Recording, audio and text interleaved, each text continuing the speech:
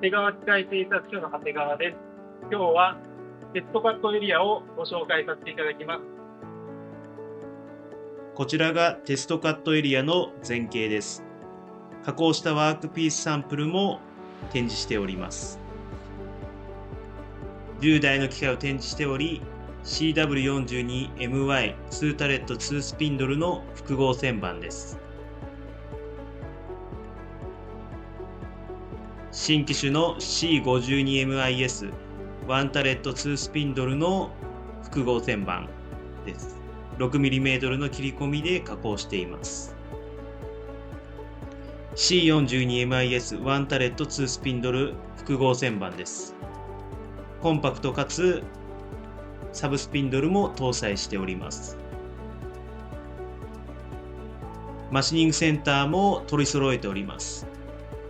PM320 シリーズです。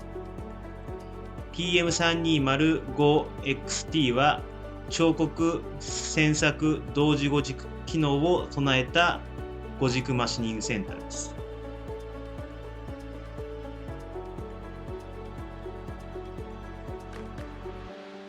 旋盤機能のない PM320-5X もございます。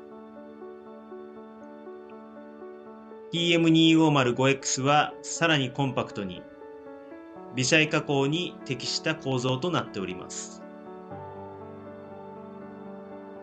RZ1 球面加工機です。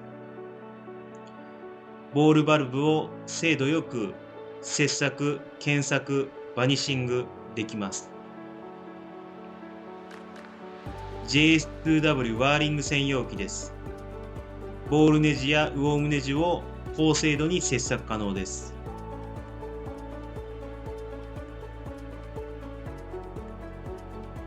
P25G コンパクトくし刃旋盤です。